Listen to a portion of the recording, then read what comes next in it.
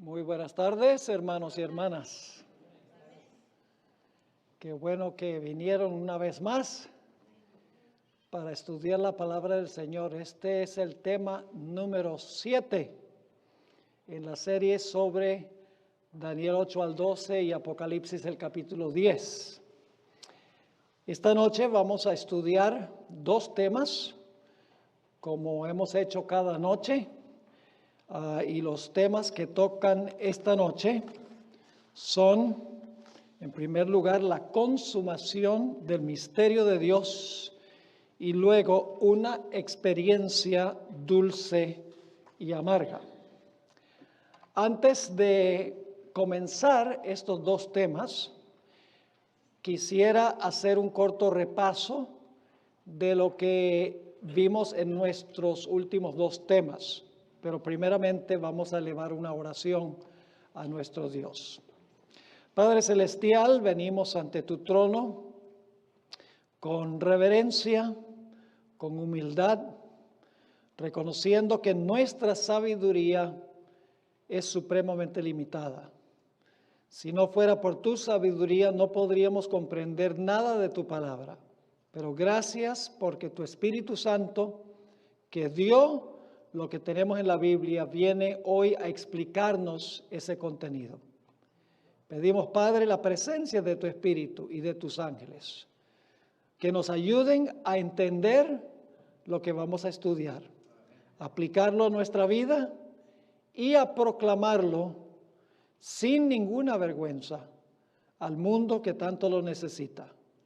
Gracias, Padre, por escuchar esta oración y cumplir tu promesa de estar con nosotros, porque reclamamos esa promesa en el precioso nombre de Cristo, nuestro Salvador. Amén. Para los que tienen el manual, vamos a la página 45 del manual para repasar la secuencia de eventos que trazamos en los dos últimos temas. Y vamos a hacer el repaso para ver si comprendimos lo que hemos estudiado hasta ahora de Apocalipsis 10.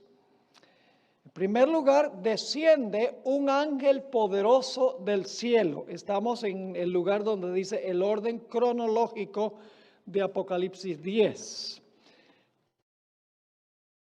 Poderoso del cielo a la tierra. ¿Quién es este ángel poderoso? ¿Quién es? Miguel. ¿Y Miguel es quién? Miguel es Jesús. Este ángel es Jesús. Y luego se describen las características físicas del ángel. Su rostro, sus pies, rodeado de una nube, el arco iris sobre su cabeza. Así que se describe su apariencia física cuando desciende del cielo. Y en su mano, sabemos que es en la mano izquierda, porque luego levanta la mano derecha para juramentar un poco más adelante. En su mano izquierda tiene un librito que hubo sido abierto. Es decir, antes de descender a la tierra, abrió el libro. Y cuando llegó a la tierra, el libro estaba abierto. ¿Cuál es el libro con el cual desciende el ángel? La profecía ¿de dónde? De Daniel. ¿Qué capítulos? 8 hasta el capítulo 12. ¿Y cuál es el tema central de ese libro dentro del libro? ¿Cuál es el tema central? El tema central son los 2300 días y el comienzo del juicio al terminar los 2300 días. Eso lo estudiamos en los primeros temas. Vimos que Daniel 8 al 12 tiene un tema central que es hasta 2300 días y el santuario será purificado. Capítulo 9 nos da la fecha de comienzo de los 2300, así que sabemos dónde terminan. Así que el librito que trae Jesucristo en su mano es un libro abierto, que significa que es un mensaje que ahora se puede entender, porque en los tiempos de Daniel el libro se cerró y se selló. No se podía entender los 2300 días y la purificación del santuario. Pero en el tiempo del fin, ¿a partir de qué fecha? En 1798, ahora se abre el librito, porque Jesús ha descendido con el libro abierto, ahora se abre el librito y ahora la gente empieza a comprender que la hora del juicio ha llegado exactamente. Y luego entonces el ángel, Miguel, Cristo, planta un pie en el mar y otro pie en la tierra, que significa que este mensaje va a tener ¿cuánto alcance? Oh, este mensaje va a ir por tierra y mar. Este mensaje va a ir a todo el mundo. Ahora, si el mensaje va a ir a todo el mundo, se necesita una iglesia que está establecida en todo el mundo. Lógicamente, la posibilidad de proclamar el mensaje al mundo significa que tiene que haber un pueblo remanente que abarca todo el mundo para proclamar ese mensaje. Así que el hecho de colocar un pie en el mar y otro pie en la tierra significa que este mensaje que sale del librito va a ser un mensaje que va a ir a toda nación, tribu, lengua y pueblo. Ahora, ¿qué significa el acto de plantar los pies? Oh, significa que este ángel poderoso que trae el librito anuncia que él viene a reclamar lo que es suyo. Él dice, este planeta es mío. Y cuando termine el juicio, todos los reinos del mundo serán míos. Es lo que está diciendo este personaje. Y luego, después que baja con el libro abierto, se va a proclamar el mensaje en todo el mundo.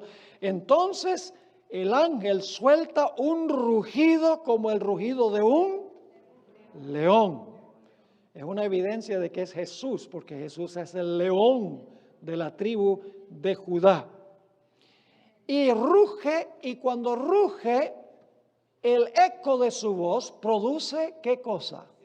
7 truenos. 7 truenos. Ahora, ¿Juan entendió el mensaje de los 7 truenos? ¿Juan lo entendió? Sí, Juan entendió el mensaje que impartieron los truenos. Porque la Biblia dice que él iba a escribir lo que dijeron los truenos. Ahora, si no lo entendió, no lo podía escribir. Así que él entendió que los 7 truenos impartieron un mensaje, pero lo interesante es que aunque Juan entendió el mensaje de los 7 truenos, vino una voz del cielo que le dijo a Juan, sella lo que han dicho los truenos y no lo reveles. Y nosotros nos dimos cuenta que los 7 truenos representan ciertos eventos que sucedieron entre 1842 y 1844. Al estudiar las profecías, los que las estudiaron iban a tener una serie de hallazgos porque no entendieron plenamente las profecías concernientes al juicio.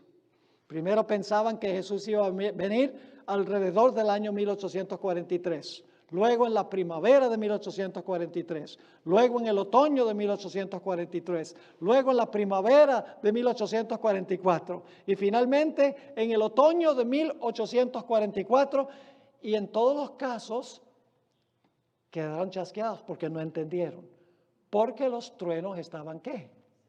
Estaban sellados. La hermana White dice que Dios colocó su mano sobre el error que ellos cometieron. ¿Y por qué razón?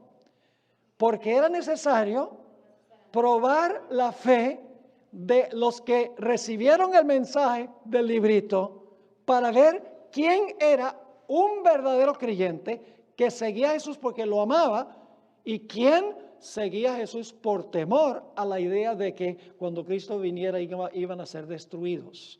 Es decir, la razón por la cual los 7 truenos fueron sellados, que iban a haber una serie de chascos por no entender plenamente la profecía, es para probar la fe de aquellos que proclamaron el mensaje entre 1842 y 1844.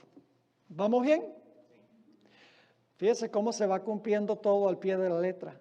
No es coincidencia, hermanos, que en 1798 hasta 1844 hubo predicadores en todas partes predicando que la hora del juicio estaba por llegar.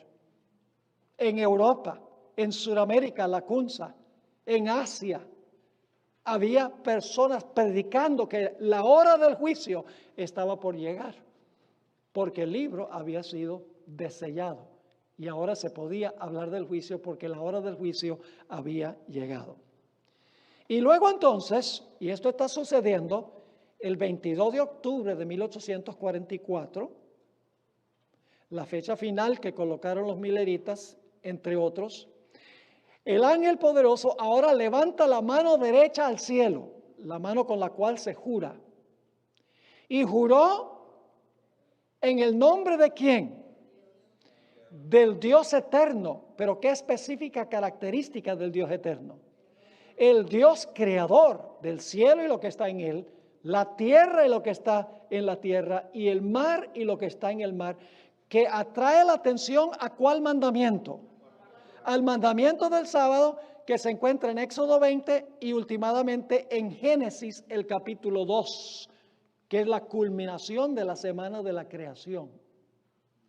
¿Y qué jura el ángel en el nombre del Dios eterno? Jura que el tiempo no será más. ¿A qué tiempo se refiere eso? ¿El fin del mundo? No. ¿El cierre de la puerta de la gracia? No. ¿A qué se refiere cuando dice el tiempo no será más? Quiere decir que cuando termina la profecía de los 2300 días, ya no habrá más profecías que tengan que ver con tiempo específico. No va a haber más profecías específicas de tiempo. Hay gente, por ejemplo, que está reaplicando los 1290 y los 1335 de Daniel capítulo 12. Están diciendo, bueno, estos son eventos que van a ocurrir en el futuro con la ley nacional dominical y con la ley internacional dominical. Pero el ángel dijo claramente, Cristo dijo claramente que cuando llegó octubre 22, 1844, que ya no habrá más tiempo profético. El periodo profético más largo fue el que alcanzó hasta el 22 de octubre de 1844. ¿Vamos bien? Estamos tomando un poquito más de tiempo que lo que yo pensaba para el repaso, pero es vital que entendamos la hilación, la cadena de eventos que tenemos en este capítulo 10. Ahora necesito hacerles una aclaración y esto lo vamos a entender más en el segundo tema que vamos a estudiar hoy. Ustedes miran aquí en la página 45, ya llegando el penúltimo punto en esta página, donde dice el misterio de Dios concluye cuando el séptimo ángel está a punto de tocar su trompeta. ¿Ven esa línea allí? El penúltimo punto. ¿Lo ven? ¿Cuántos están viendo ese punto de los que tienen el manual? Dice, el misterio de Dios concluye cuando el séptimo ángel está a punto de tocar su trompeta. Ese evento, en realidad, en el texto bíblico, aparece inmediatamente después que el ángel dice que el tiempo no será más. Textualmente, en el texto bíblico, Apocalipsis, el capítulo 10 y el versículo 7 se encuentra después que el ángel hace el juramento. Y antes de que se le ordene a Juan que se coma el librito que va a ser dulce en la boca y amargo en el vientre. Pero quiero explicarles, y eso lo vamos a entender más en el segundo tema. Apocalipsis 10 y el versículo 7 es una explicación parentética, es una interrupción en el desarrollo. En realidad, la terminación del misterio de Dios, cuando el séptimo ángel está por tocar la trompeta, eso viene en el manual a donde está. A pesar de que en la Biblia aparece inmediatamente después del juramento, en realidad yo lo puse en el orden en que debe estar. ¿Me están entendiendo lo que estoy diciendo? Ahora, ustedes van a darse cuenta por qué razón es que yo digo eso. Así que el orden que tienen aquí en esta página, en la página 45, es el orden correcto. A pesar de que Apocalipsis 10:7 se encuentra inmediatamente después del juramento en el texto bíblico. Ahora, con eso en mente, vamos a la página 59 y vamos a hablar de la consumación del misterio de Dios, que es el versículo 7. Viene inmediatamente después que el ángel hace el juramento que el tiempo no será más. Ahora, vamos entonces a analizar este capítulo, la consumación del misterio de Dios. Ahora, según este texto, el misterio de Dios concluye cuando el séptimo ángel, con la séptima trompeta, está a punto de tocar su trompeta. Es decir, la consumación del misterio de Dios, esto es muy importante, es el último evento que se cumple hacia el final del periodo de la sexta trompeta, cuando está por sonar la séptima. Todo lo que nosotros hemos estudiado está sucediendo durante la sexta trompeta. El ángel que desciende del cielo, el ángel que hace el juramento, los 7 truenos, todo eso está pasando en el periodo de la sexta trompeta. El último evento de la sexta trompeta, inmediatamente antes de sonar la séptima trompeta, tenemos la conclusión del misterio de Dios. Vamos a leer Apocalipsis 10 y el versículo 7. Dice allí: sino que en los días de la voz del séptimo ángel, y ahora yo estoy leyendo la versión Reina Valera del 60, la traducción no es una buena traducción, y les voy a comprobar bíblicamente que en realidad la traducción necesita corregirse, pero vamos a leer el versículo como está en la versión Reina Valera del 60. Dice: sino que en los días de la voz del séptimo ángel, cuando él comience a tocar la trompeta, el misterio de Dios se consumará como él lo anunció a sus siervos los profetas. Ahora, este versículo da la impresión que el misterio de Dios termina cuando el séptimo ángel comienza a sonar la trompeta. Es decir, comienza a sonar la trompeta, la séptima, y concluye el misterio de Dios. Pero eso no es correcto. En realidad, lo que el texto dice, y voy a darle varios versículos que comprueban eso, lo que el texto está diciendo es que cuando el séptimo ángel está a punto de tocar la séptima trompeta, termina el misterio de Dios. No ha sonado la séptima trompeta todavía cuando termina el misterio de Dios. El misterio de Dios es el último evento de la sexta trompeta cuando está por sonar la séptima. ¿Me están entendiendo el punto? Y ustedes dicen: ¿cómo sabe eso, pastor? La palabra griega que se usa aquí, con la palabra comience, que se traduce la palabra comience, en realidad significa cuando algo está a punto de ocurrir. Les doy aquí varios versículos. Lucas 7 y el versículo 2, que usa la misma palabra griega melo. La palabra melo debe traducirse a punto de, no cuando comience a sonar, sino cuando esté a punto de sonar la séptima trompeta. En Lucas 7:2 tenemos nosotros a un centurión que tiene un siervo que está enfermo. Y él va a Jesús pidiéndole a Jesús que sane a su siervo. Vamos a leer Lucas 7:2. Y el siervo de un centurión, a quien éste quería mucho, estaba enfermo y ¿qué? A punto de morir. Esa es la mismita palabra, comience, en Apocalipsis el capítulo 10. ¿Estaba muerto el siervo del centurión? No, estaba a punto de morir, pero no había muerto. Vamos a Hechos 3 y el versículo 3. Otro ejemplo de la palabra melo. Hechos 3 y el versículo 3. Está hablando aquí de Pedro y Juan, quienes iban a entrar al templo. Y dice aquí: el paralítico, cuando vio a Pedro y a Juan, que estaban a punto de entrar en el templo, les rogaba que le diesen limosna. ¿Habían entrado al templo Pedro y Juan? No, ¿estaban qué? A punto de entrar. La mismita palabra, melo, de Apocalipsis 10. Hechos 20 y el versículo 7 es otro ejemplo. Hechos 20 y el versículo 7. Este es cuando el apóstol Pablo se reunió un sábado en la noche con la gente y iba a partir el siguiente día de Troas en un viaje. Dice en Hechos 27, el primer día de la semana, reunidos los discípulos para partir el pan, Pablo les enseñaba, habiendo de salir al día siguiente, y alargó el discurso hasta la medianoche. ¿Había salido ya? No, estaba a punto de salir el siguiente día. Noten Hechos 21-27, otro ejemplo. Les estoy dando varios ejemplos aquí de lo que significa la palabra melo. En Hechos 21-27 dice, pero cuando estaban a punto de cumplirse los 7 días, ¿se habían cumplido los 7 días?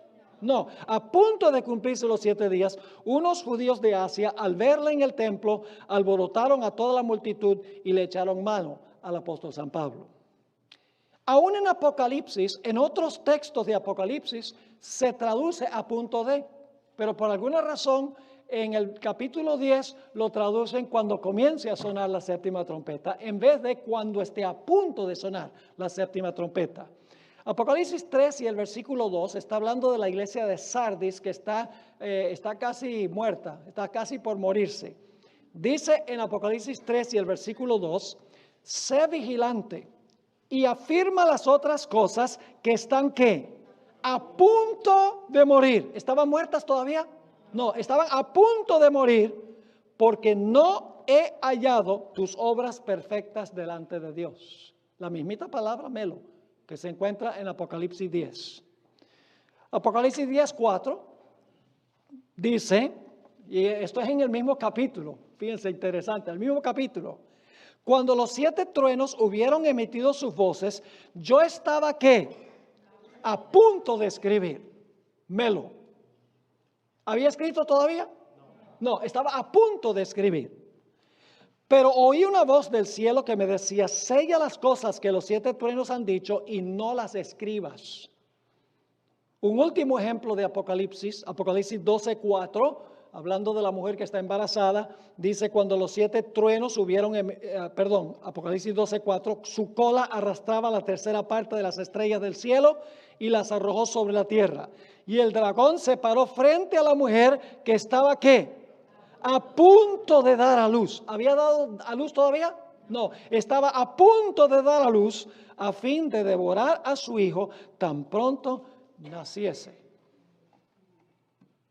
Entonces yo pregunto, ¿cuándo termina el misterio de Dios? ¿Cuando suena la séptima trompeta o cuando está a punto de sonar la séptima? Cuando está a punto de sonar la séptima. Termina el misterio de Dios.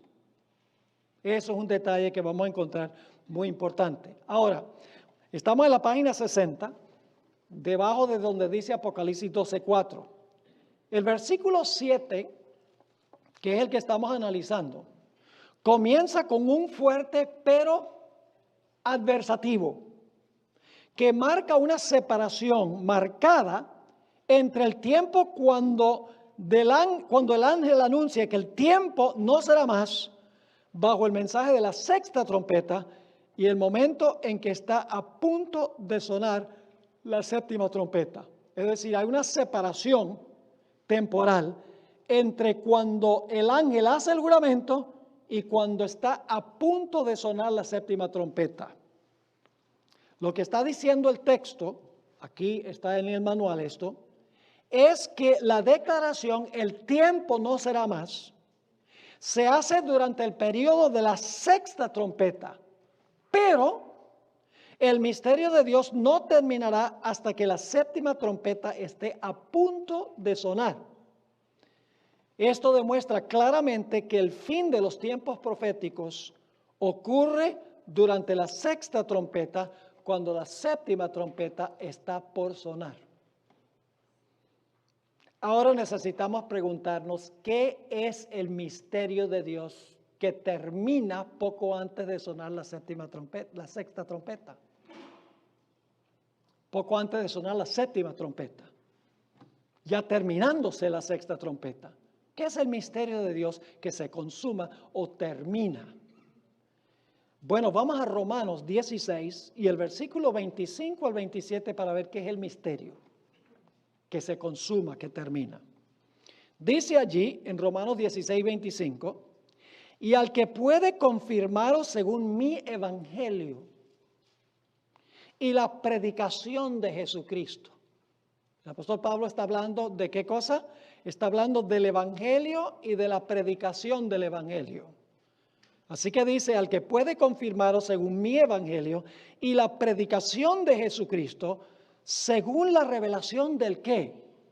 Del misterio que se ha mantenido oculto desde los tiempos eternos.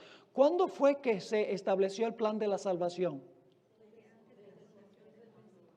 ¿Cuándo fue que se estableció? Cuando comenzó el pecado, Dios dice, ay, ¿qué vamos a hacer ahora? Vamos a inventar un plan. No. El plan estaba hecho antes que ocurriera el pecado en el universo. Solo que se había mantenido oculto. Ni los ángeles sabían que había un plan. Por eso dice, según la revelación del misterio, que se ha mantenido oculto desde los tiempos eternos. Pero que ha sido, ¿qué? Pablo dice, en nuestros días ha sido, ¿qué? Manifestado o revelado. Y que por las escrituras de los profetas, según el mandamiento del Dios eterno, se ha dado a conocer a todas las gentes para que obedezcan a la fe. Al único y sabio Dios sea gloria mediante Jesucristo para siempre. Amén. ¿Qué es el misterio? El misterio es la predicación del evangelio, del plan que se estableció en los siglos de la eternidad. Por eso el apóstol Pablo dice, al que puede confirmaros según mi evangelio y la predicación de Jesucristo, que fue el misterio que estuvo oculto desde tiempos eternos, pero en el tiempo de Pablo ya se había revelado porque Jesús había venido para revelar el plan de la salvación. Así que el misterio de Dios es la predicación del evangelio de la salvación. Elena White confirma, siempre en armonía con la Escritura, este significado del misterio de Dios. Si queremos saber qué significa terminar el misterio de Dios o consumarse el misterio de Dios, pues tenemos que saber en primer lugar qué es el misterio de Dios para saber cuándo se consuma. La sierva de Dios tiene esta cita muy hermosa. No se encuentra en español, yo la traduje, se encuentra en la revista Signs of the Times, marzo 25, 1897. Hay varias citas que yo tengo en el manual que no se consiguen en español, están solo en inglés, yo las traduje. Dice aquí, la encarnación de Cristo es un misterio. La unión de la divinidad con la humanidad es en verdad un misterio que estuvo, ¿qué cosa? Oculto en Dios. El misterio, ahora va a citar el versículo que acabamos de leer, el misterio que había estado oculto desde los siglos y edades. Jehová lo mantuvo en silencio eterno hasta que fue revelado por primera vez en el Edén por la profecía que la simiente de la mujer heriría la cabeza de la serpiente y la serpiente el calcañar de la simiente. ¿Cuándo fue la primera vez que se reveló ese misterio que fue establecido en la eternidad? Génesis 3:15. Sigue diciendo, la parte que Cristo debía desempeñar cuando vino a esta tierra era presentar al mundo ¿qué? ¿A qué vino Jesús? A presentar al mundo este misterio que Dios había mantenido en silencio por las edades eternas antes de la creación del mundo, antes que el hombre fuera creado. Y ahora escuchen, y este maravilloso misterio de la encarnación de Cristo y su expiación debe ser ¿qué? Declarado a cada hijo e hija de Adán, sea judío o sea gentil. ¿Qué es el misterio de Dios? Es la proclamación del plan de la salvación que fue establecido en los siglos de la eternidad. Ahora yo quiero preguntar, ¿va a llegar un momento en que va a terminar la predicación de ese misterio? Sí, Señor. Cuando se cierre la puerta de la gracia, ya la predicación no logrará nada, terminará la predicación antes de la segunda venida del Señor Jesucristo. Ahora, permítame ilustrarlo de esta manera. Ustedes tienen en este párrafo, aquí en la página 61, Jesús dio la parábola de la pesca. ¿Recuerdan la parábola de la pesca? Se encuentra en Mateo el capítulo 13, donde hay varias parábolas de Jesús. Ahora vamos a mirar este párrafo. Durante toda la era cristiana, es decir, desde que Cristo vino hasta el día de hoy, los pescadores, ¿quiénes son los pescadores? ¿Quiénes son los pescadores? Nosotros. Jesús dijo, seguid en pos de mí y yo os haré pescadores. Ok, así que los pescadores somos nosotros. Así que durante toda la historia de la iglesia, los pescadores echaron ¿qué cosa? La red. ¿Saben lo que es echar la red? Predicar el evangelio. Los pescadores tiran la red, es decir, los pescadores, los miembros tiran la red del evangelio. ¿Y lo tiran a dónde? Al mar. ¿Qué representa el mar? La humanidad. Los peces, ¿quiénes son los peces? Hombres. Yo os haré pescadores de hombres. Los peces, que son los seres humanos, se reunieron en la red y los pescadores los metieron ¿dónde? En el bote. ¿Y cuál es el bote? La iglesia. La red reunió peces ¿qué? Peces buenos y peces malos. ¿En la iglesia hay buenos y malos? ¿Todos profesan a Jesús? Claro. Entonces todos se van a salvar. No. Hay que hacer una obra de ¿qué? Hay que hacer una obra de separación. Ahora escuchen. Cuando el bote llegue a la playa, según la parábola de Jesús, se separarán los peces buenos de los peces malos. ¿Qué evento es ese que separa los buenos de los malos? El juicio investigador, el juicio de Daniel 7. ¿Que consta de cuántos pasos? 3. Primero, ¿qué? La investigación. Segundo, ¿qué? La sentencia. Y tercero, la ejecución de la sentencia. Ahora, ¿qué sucede con los peces buenos? Los peces buenos se guardarán y los peces malos se desecharán. La consumación del misterio de Dios es cuando la obra del pescar termina y todos los casos están decididos para vida o para muerte. Ahí termina el misterio de Dios, termina el plan de la salvación. Porque ya todos los que murieron o recibieron a Jesús o no, y todos los que están vivos al final de la historia, se examinó su vida y se reveló si eran creyentes genuinos o no. Y cuando el último creyente es examinado e investigado en el juicio, y todo ser humano haya sido analizado en el juicio, de nada vale predicar más, porque todos los casos están decididos. El misterio de Dios termina. Ya la predicación no se puede hacer porque nadie se va a salvar. La puerta de la gracia se cerró. ¿Me están entendiendo? Entonces, cuando esté a punto de sonar la séptima trompeta, el último evento, cuando está casi por sonar la séptima trompeta, va a terminar la predicación del evangelio. Porque todos los casos estarán decididos. Ya nadie va a escoger salvarse que no se salvó. Y nadie que se salvó se va a perder. Porque todos los casos están decididos. Resumiendo aquí en el manual, cuando la séptima trompeta está por sonar, suceden 3 eventos consecutivos, seguidos por el sonar de la séptima trompeta. En primer lugar, cuando está por sonar la séptima trompeta, se cierra la puerta de la gracia.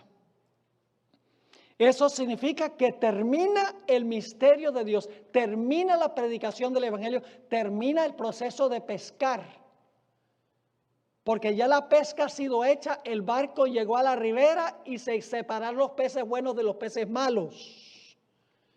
Y luego entonces, en ese momento, cuando se cierra la puerta de la gracia y termina la predicación, comienza el tiempo de angustia, durante el cual el pueblo de Dios estará aquí. Pero ni uno solo caerá, porque sus casos ya han sido decididos de antemano en el juicio. Y ninguno de los impíos durante el tiempo de angustia va a decir, va a haber el sufrimiento del pueblo de Dios que los están martirizando y dice, ay, esa gente, yo sí quiero lo que ellos tienen. Demasiado tarde. Por eso no habrá mártires durante el tiempo de angustia, porque ya no hay razón para un martirio. Cuando un individuo muere por su fe, hay gente viéndolo, dice, wow, si esa persona está dispuesta de morir por eso, pues yo necesito saber, necesito entender cómo una persona puede ser tan firme como para estar dispuesto de morir por lo que cree. Y mucha gente se convierte, pero cuando se cierra la puerta de gracia no habrá más conversiones. La predicación del evangelio habrá concluido. Ahora, hay varios textos bíblicos que ilustran lo que acabo de describir teóricamente.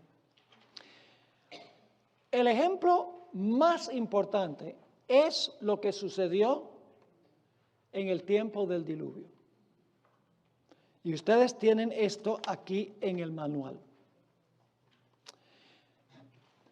Dios llamó a Noé para hacer ¿qué cosa? Para construir un arca y para predicar. ¿Por cuántos años iba Noé a predicar? Iba a predicar 120 años. Yo pregunto, ¿el mensaje de Noé fue un mensaje de juicio? ¿Ah, no? Cuando terminó de predicar el mensaje, ¿cuántos grupos había? ¿Cuántos? 3, ¿verdad? Los que estaban adentro, los que estaban afuera y los que estaban encima del arca. No. Yo pregunto, ¿el mensaje de Noé dividió a la raza humana en 2 grupos? Sí, señor. ¿Iba acompañado el mensaje de Noé con el poder del Espíritu Santo? Sí, porque dice, no contenderá mi espíritu para siempre con el hombre. El mensaje de Noé fue acompañado del poder del Espíritu Santo. Y cuando Noé terminó de predicar su mensaje, el mundo estaba dividido en 2 grupos, los salvos y los perdidos. Y entonces ahora Noé, después que han entrado los animales al arca, se para en la puerta del arca y le dice a todos los antediluvianos, está por sonar la 7ª trompeta. No literalmente, porque en Apocalipsis se está hablando del final de la historia, pero es el equivalente. Ahora Noé se para en la puerta y le dice, pueblo, este es el último llamado de Dios a ustedes. Entren al arca para que puedan salvar sus vidas. El mensaje de Noé cayó en oídos sordos. Y entonces la Biblia nos dice que Dios cerró la puerta del arca. Pregunto, ¿los de afuera se podían arrepentir y entrar al arca después que se cerró la puerta? Los de adentro podían decir, no, nosotros nos arrepentimos, vamos para afuera. No, todos los casos estaban decididos. La predicación terminó cuando la puerta se cerró. Pero lo interesante es que cuando la puerta se cerró, no llovió en ese mismo instante. ¿Cuántos días pasaron? 7 días completos. El 8º día fue que comenzó a llover. Después de 7 días, dice en Génesis, haré llover sobre la tierra.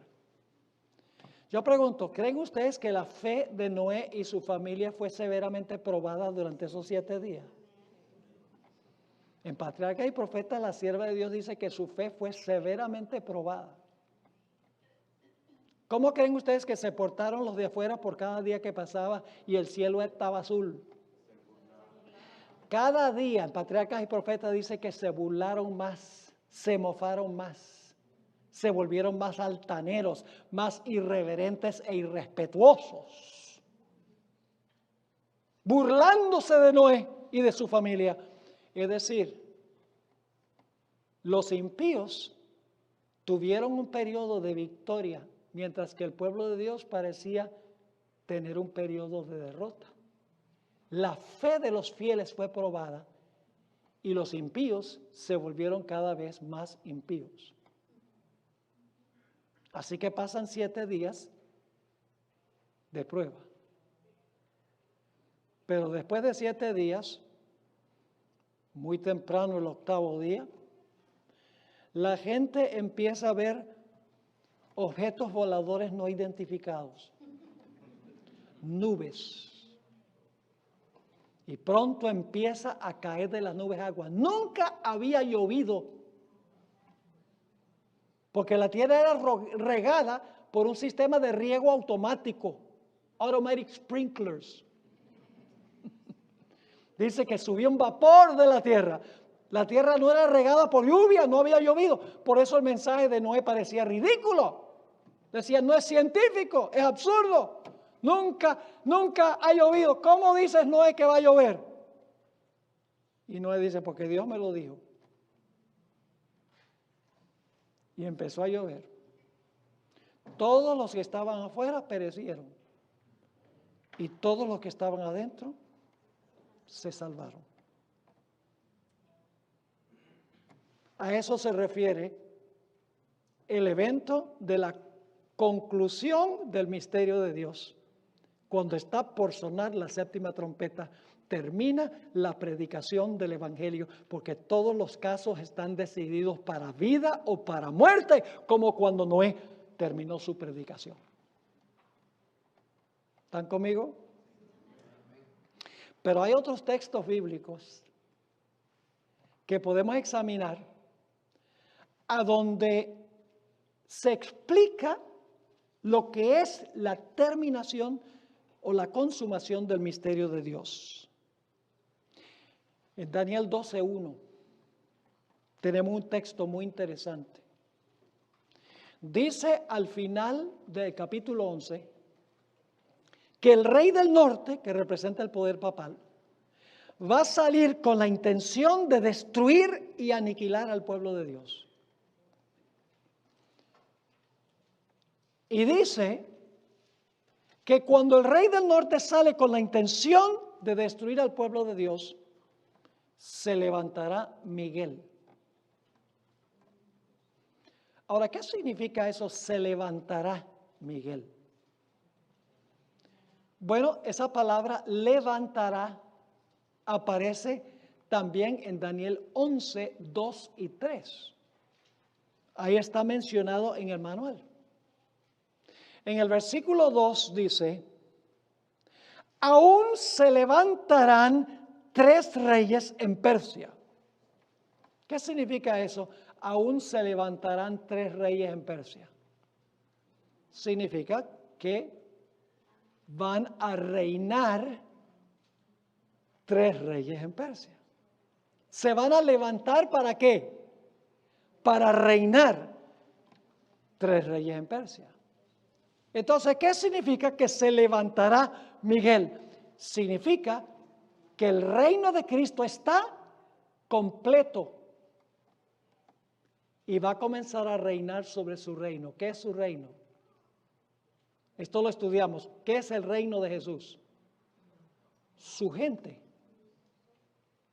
El reino se compone de los fieles de Jesús. ¿Y a dónde se demostró quiénes son fieles y quiénes no son fieles? En el juicio que se hizo antes. Así que en el momento cuando se levanta Jesús, cuando se levanta Miguel, significa que en ese momento Jesús comienza a reinar sobre su reino, porque ya se ha demostrado quiénes son los súbditos de su reino. El juicio ha terminado. Y fíjense que dice que después que se levanta Miguel, después que se cierra la puerta de la gracia, dice que habrá un tiempo de ¿qué? De angustia, cual no se ha visto desde que hay gente en la tierra. Pero en ese tiempo de angustia, el pueblo de Dios será ¿qué? Librado. ¿Librado de las manos de quién? Del enemigo del capítulo 11, del rey del norte, el papado. Será librado. ¿Y quiénes serán los librados? Todo el que se hallara escrito en el libro.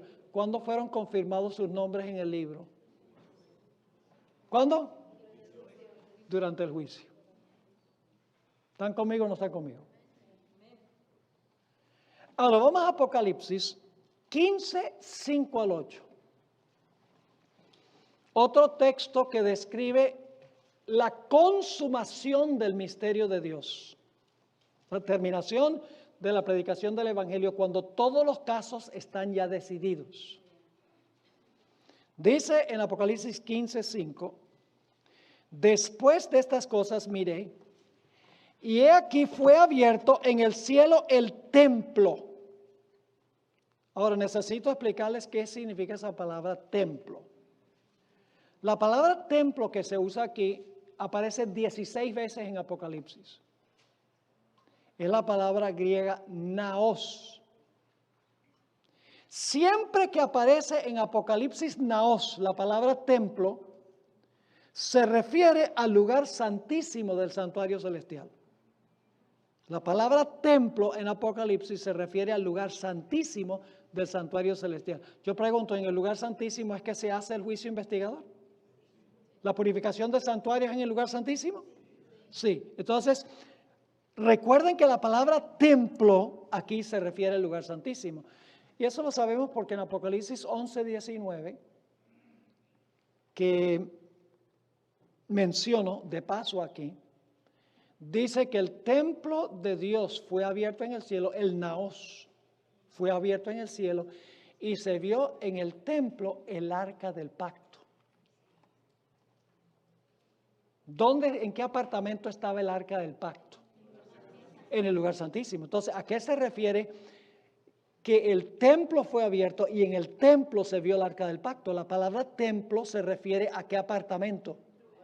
Al lugar santísimo. Así que aquí en Apocalipsis 15, 5 dice, después de estas cosas miré y aquí fue abierto en el cielo el templo del tabernáculo del testimonio. El tabernáculo es toda la carpa, pero el templo del tabernáculo es el lugar santísimo. Es decir, ahora el lugar santísimo se abre. ¿Y por qué se abre el lugar santísimo? Yo pregunto, ¿nosotros podemos hoy entrar al lugar santísimo? ¿Podemos entrar, podemos acercarnos al trono de la gracia hoy? ¿Y cómo podemos? Tenemos que ir a NASA a montarnos en un cohete. ¿Cómo entramos al lugar santísimo hoy? Por fe. En nuestra mente entramos ahí, seguimos a Jesús en su obra en el santuario celestial por fe. La gente hoy puede entrar allá, por medio de Cristo puede entrar y reclamarlo como sumo sacerdote. Sí, porque la puerta todavía está abierta. Por eso seguimos predicando, para invitar a la gente a seguir a Jesús, a entrar al santuario por fe, donde está Jesús, intercediendo por ellos. Pero aquí lo interesante es que el templo no se abre aquí para que la gente pueda entrar por fe, sino que aquí el templo se abre para que los ángeles con las plagas puedan salir. Vamos a leerlo. Después de estas cosas miré, y he aquí fue abierto en el cielo el templo, es decir, el lugar santísimo, del tabernáculo del testimonio, de la carpa, y del templo del naos, del lugar santísimo, salieron. ¿Por qué se abre el templo? ¿Para que la gente pueda entrar y salvarse por fe? No, ¿para que salgan qué? Los ángeles con las plagas. Yo pregunto, cuando las plagas caen, ¿ya la puerta de la gracia se cerró? Sí, Señor. Porque se derrama a plenitud la ira de Dios. Sin mezcla, dice la Biblia, de misericordia. Ahora hay mezcla de misericordia. Pero después que se cierra el templo, no más misericordia, no más predicación. Así que dice, del templo salieron los 7 ángeles que tenían las 7 plagas, vestidos de lino limpio y resplandeciente y ceñidos alrededor del pecho con cintos de oro. Y uno de los 4 seres vivientes dio a los 7 ángeles 7 copas de oro. ¿Y qué tenían las copas? Llenas de la ira de Dios. Ahora se va a derramar la ira de Dios porque la puerta de la gracia, ¿qué? Se ha cerrado. Y ahora escuchen lo que dice. Dice nuevamente, versículo 7, uno de los 4 seres vivientes dio a los 7 ángeles 7 copas de oro llenas de la ira de Dios que vive por los siglos de los siglos, y el templo, otra vez el Naos, el lugar santísimo, se llenó de humo por la gloria de Dios y por su poder, y nadie podía ¿qué? Entrar en el lugar santísimo, en el templo, hasta que hubiesen cumplido las 7 plagas de los 7 ángeles. Si nadie puede entrar al templo, ¿la gente se puede salvar? No. Una vez que el lugar santísimo se abre para que salgan los ángeles con las 7 postreras plagas, ya la predicación del evangelio terminó, la consumación del misterio de Dios ha llegado y ahora se derrama la ira de Dios sin misericordia porque ya no hay predicación. ¿Están conmigo? Ahora vamos a Apocalipsis 22, 10 al 12. Apocalipsis 22, 10 al 12. ¿Recuerdan que el libro de Daniel se explica más en Apocalipsis? Daniel, la sierva de Dios, dice que Daniel es una profecía y Apocalipsis es una revelación. Es decir, el propósito de Apocalipsis es ampliar el libro de Daniel. Apocalipsis es una explicación de Daniel, una ampliación del libro de Daniel. Ahora quiero que noten Apocalipsis 22 y el versículo 10 al 12. ¿Recuerdan las 3 etapas del juicio? Investigación, sentencia, recompensa. Ahora fíjense en estos versículos, los 3 pasos. Dice, y me dijo, versículo 10, no selles las palabras de la profecía de este libro. Y cuando dice este libro, ¿se podría referir también a Daniel? Sí, pues el libro de Daniel se le quitó el sello. Aquí también dice que Apocalipsis tampoco tiene ¿qué? Sello, porque dice, no lo selles. Yo pregunto, mientras el libro está abierto, mientras Daniel y Apocalipsis están abiertos, ¿puede salir un mensaje de esos libros para que la gente se pueda salvar? ¿Sí o no? Lógico. Si los libros están abiertos, dice, no sella este libro, porque en este libro se abre el libro sellado de Daniel. Entonces puede salir del libro un mensaje que la gente puede entender y puede aceptarlo y salvarse. Es el tiempo de gracia. Pero el versículo 11 nos dice el momento cuando va a terminar la predicación. Todos los casos decididos. Dice en el versículo 11, el que es injusto, vamos a leer primeramente el versículo 10 de nuevo, me dijo, no selle las palabras de la profecía de este libro, porque el tiempo está cerca. ¿Cuál tiempo está cerca? El tiempo que menciona el versículo 11. ¿Y qué dice el versículo 11? El que es injusto, sea injusto todavía. El que es inmundo, sea inmundo todavía. Y el que es justo, practique la justicia todavía. Y el que es santo, santifíquese todavía. ¿Suena ese versículo como que todos los casos están decididos? Lo que está diciendo es, no selles las profecías de Daniel y Apocalipsis, porque sale un mensaje de ellos para que la gente lo pueda aceptar y salvarse. Pero el tiempo está cerca cuando todos los casos están decididos. Y luego en el versículo 12 está el tercer paso. Dice en el versículo 12, Jesús, he aquí yo vengo presto, y mi ¿qué? Que es un galardón. La recompensa La implementación de la sentencia dice, y mi galardón conmigo para recompensar a cada uno según su obra. Ahora, si la recompensa se da de acuerdo a nuestras obras, ¿tiene Dios que examinar las obras? Ahí está implícitamente el juicio investigador. Porque si se va a dar la recompensa de acuerdo a las obras de la persona, tiene en el juicio que haberse hecho una investigación de las obras para ver si la recompensa debida la iban a recibir. ¿Está claro?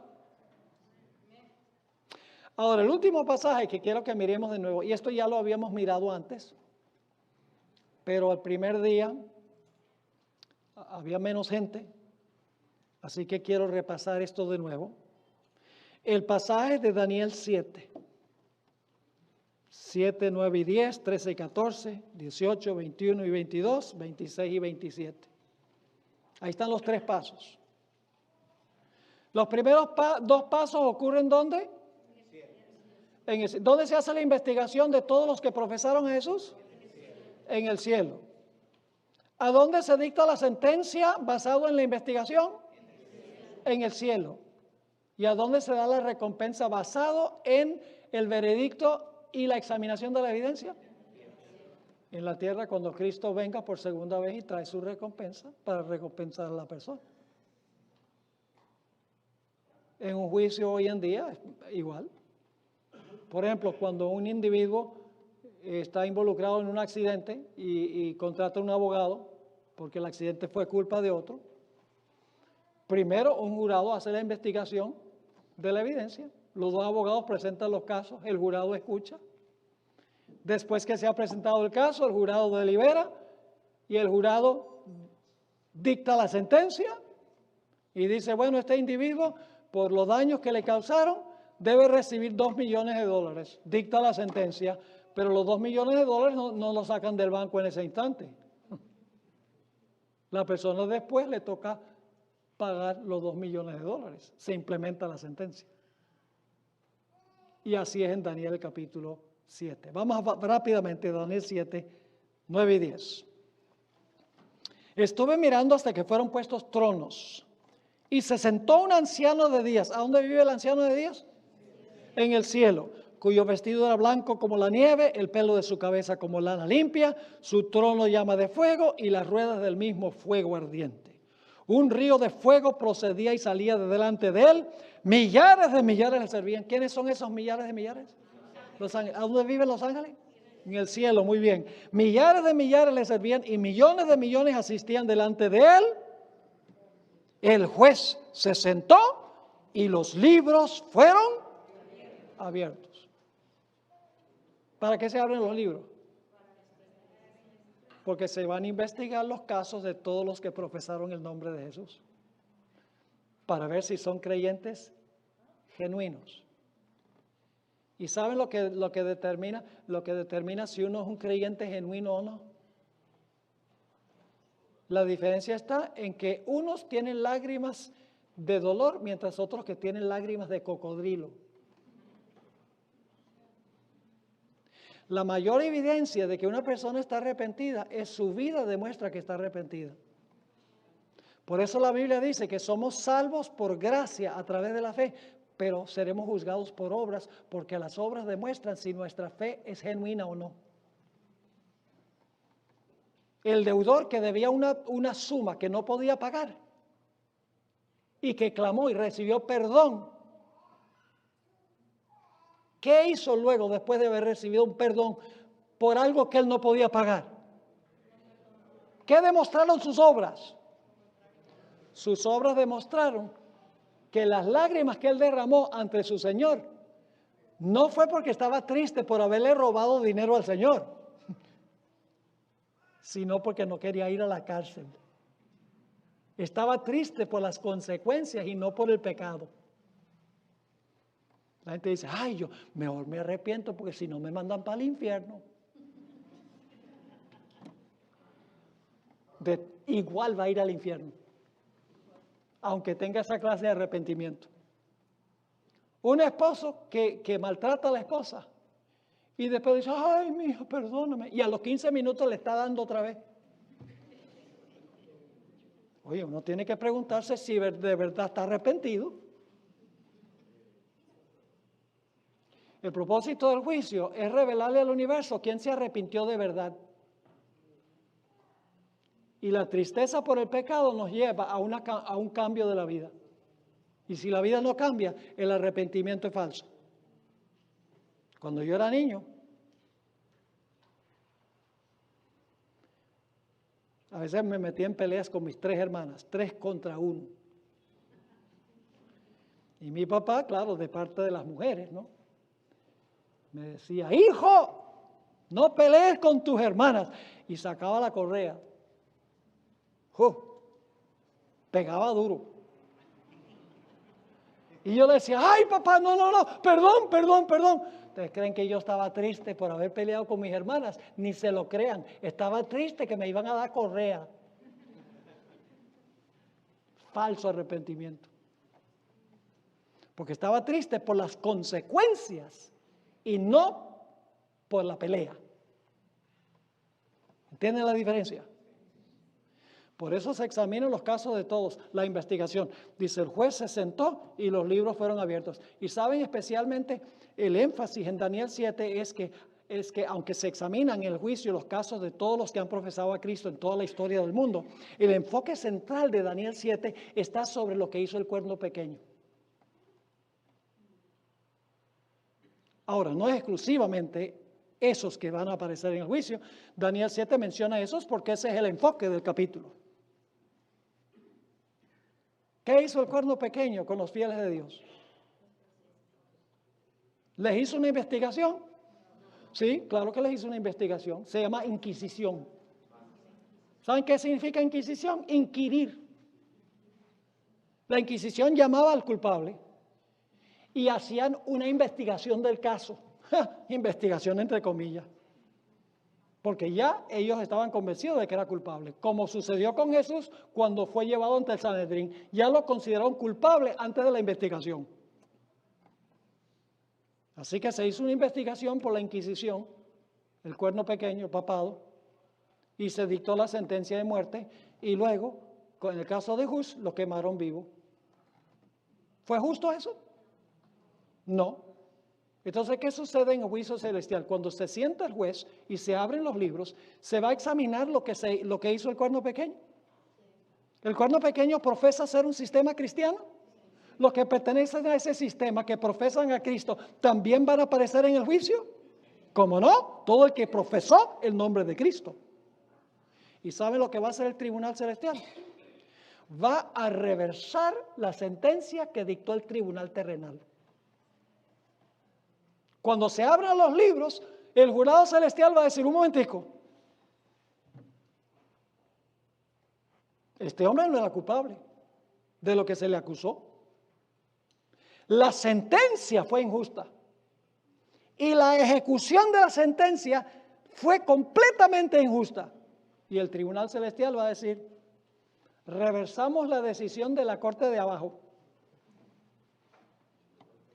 Y entonces cuando Cristo venga por segunda vez, va a recompensar a Hus de acuerdo al dictamen que dio el tribunal superior al tribunal que lo acusó y lo condenó.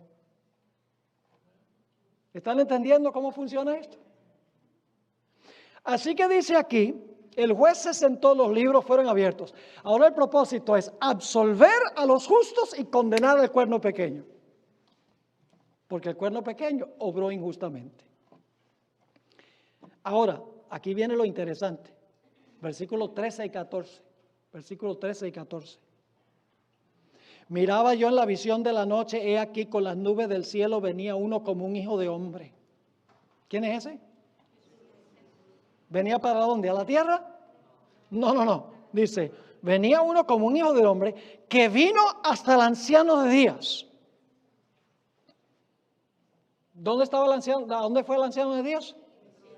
En el cielo. ¿A qué lugar del cielo? Del santo al santísimo. Al santísimo. El Hijo del Hombre va a donde fue el anciano de días. Así que, ¿a dónde va Jesús? Al lugar santísimo. A donde fue el anciano de días, el Padre. ¿Y a qué va Jesús allá? Esto está sucediendo esto es lo que sucedió en 1844, cuando comenzó el juicio. ¿A qué va allá? Dice en el versículo 14, y le fue dado. ¿Quién le dio? A Jesús. ¿Quién se lo dio a Jesús? El Padre. Para eso va el Padre. Y le fue dado dominio, gloria y ¿qué? Y reino. ¿Qué es el reino? Su gente. ¿Y dónde se decidió quién es su gente? En el cielo, ¿en qué evento? El juicio. Ahora sí están entendiendo, ¿verdad? Se los dije que repitiendo y repitiendo y estudiando más, todas las piezas del rompecabezas van a empezar a encajar. Ahora, tenemos que ir al versículo 14 de nuevo. Le fue dado dominio y gloria y reino para que todos los pueblos, naciones y lenguas le sirvieran. Su dominio es dominio eterno que nunca pasará y su reino uno que no será destruido. Ahora, ustedes pueden leer lo que sigue aquí porque el tiempo concluyó, pero el versículo 18 es una ampliación de lo que acabamos de notar en Daniel 7. Y luego el versículo 21 y 22 nuevamente amplía el punto de los 3 pasos del juicio. Y luego los versículos 26 y 27 agregan detalles. Pero el punto clave, mis hermanos y hermanas, en todo este pasaje de Daniel 7 es que primero se hace una investigación.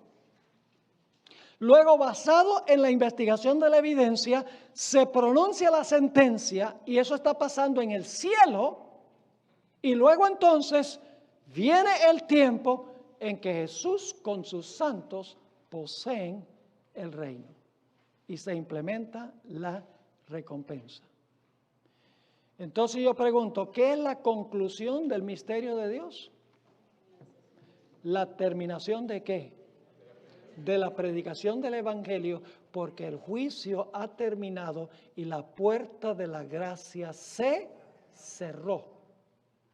Y eso pasa inmediatamente antes de sonar la séptima trompeta, cuando está a punto de sonar la séptima trompeta, porque cuando suena la séptima trompeta, vamos a encontrar Jesús toma posesión de los reinos de la tierra. La segunda venida del Señor Jesucristo es la séptima trompeta. Pero el cierre de gracia ocurre antes.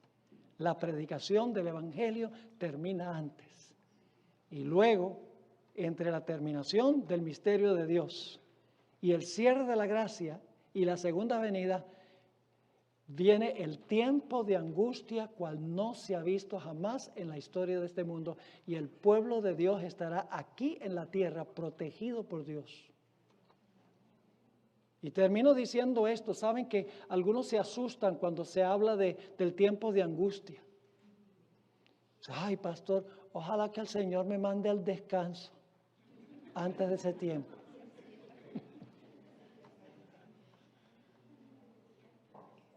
Porque hemos dado la impresión de que cuando se cierra la puerta de gracia, ya Cristo no es intercesor, Cristo se va y dice, bueno, arréglatela como puedas. No. Jesús va a dejar de funcionar como intercesor, pero va a ser protector de aquellos que lo reclamaron como su abogado. Así que no hay razón para desanimarse ni tener miedo. Porque la Biblia dice, aunque andes en valle de sombra de muerte, no temeré mal alguno, porque tú estarás conmigo. El ángel de Jehová acampa alrededor de los que le temen y los defiende. Así que no hay que tener miedo de ese tiempo. ¿Les quedó claro lo que estudiamos?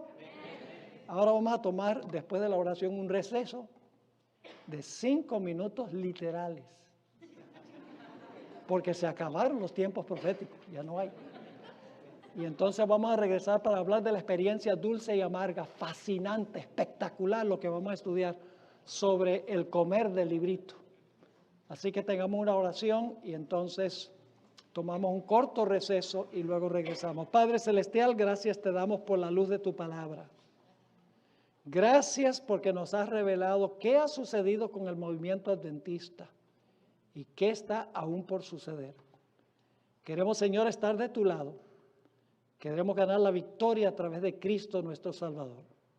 Danos esa victoria, Señor, y bendícenos al continuar estudiando estas grandes cosas de tu palabra. Gracias por escucharnos, te lo pedimos en el nombre de Jesús. Amén.